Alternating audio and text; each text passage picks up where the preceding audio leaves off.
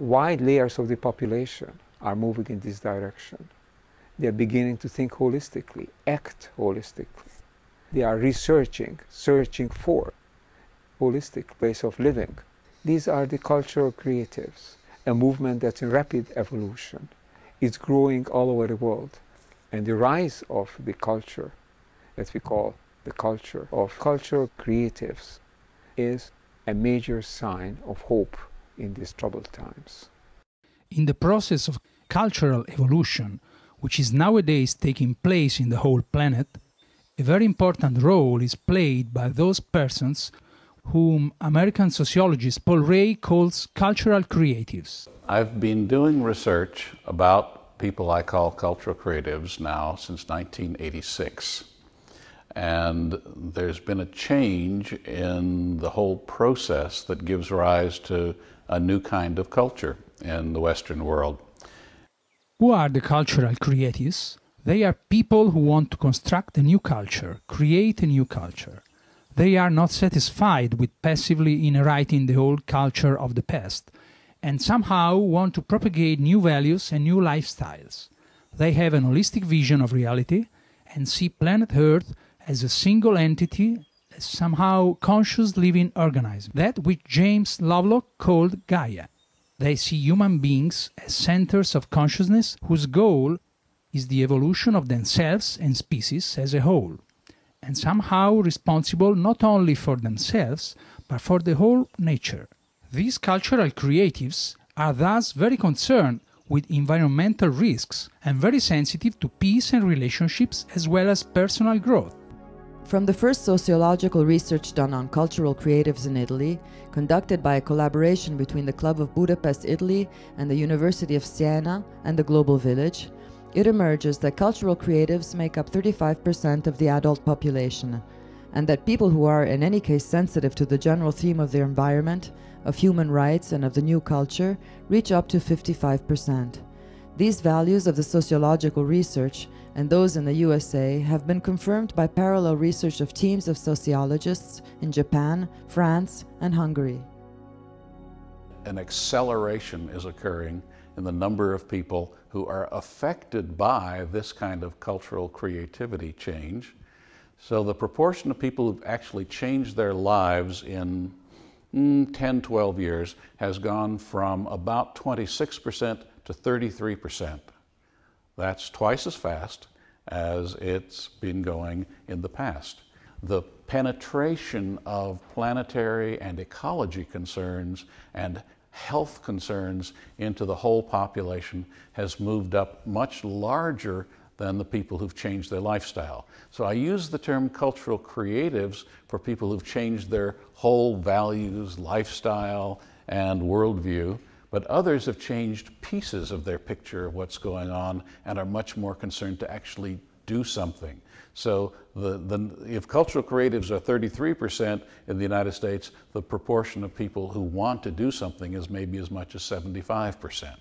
I talk about an international global network of non-governmental organizations, NGOs, that form a global civil society that today has become a very important political actor. According to me, today there are three centers of power. There is the government, the corporations, and then there is the global civil society, which is a very active and effective network.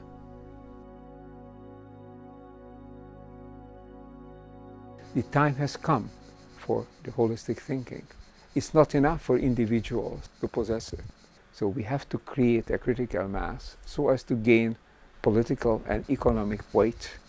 Then we reach the takeoff point, and this movement become a worldwide movement for change, positive change, away from collapse in the direction of a breakthrough.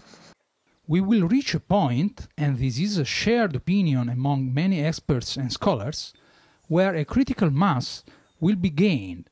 It has a number of people who recognize themselves in these values large enough to produce a very profound and rapid change within society. One can demonstrate that a curve exists, which can be represented by this diagram. On the y-axis, there is what I define as the rationalization of power. This curve represents the number of people that compose the management of power, in the sense that they are people who vote for the directors of power. These other curves signify the same, only that being distant from the realization of power, they are not able to control absolutely anything.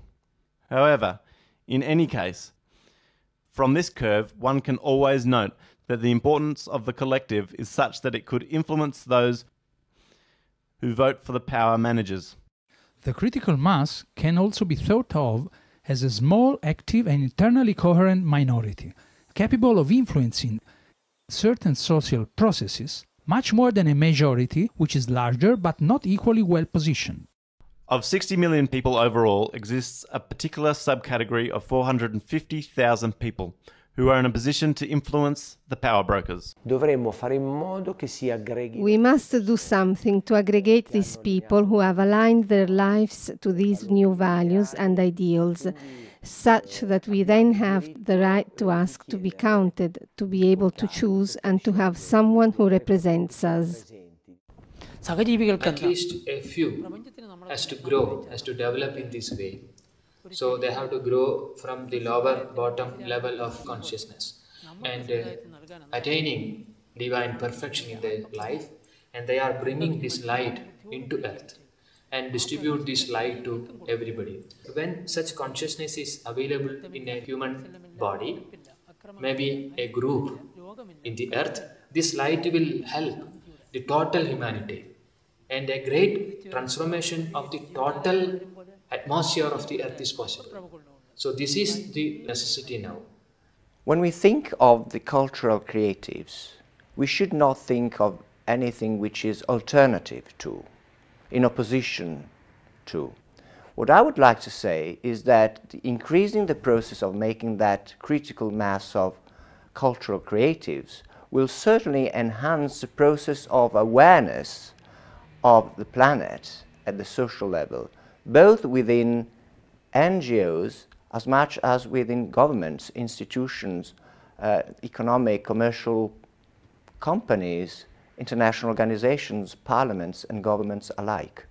By doing so, each of us would take part in the process of making up that critical mass of cultural creatives that could make an impact with a view to changing for the better the world.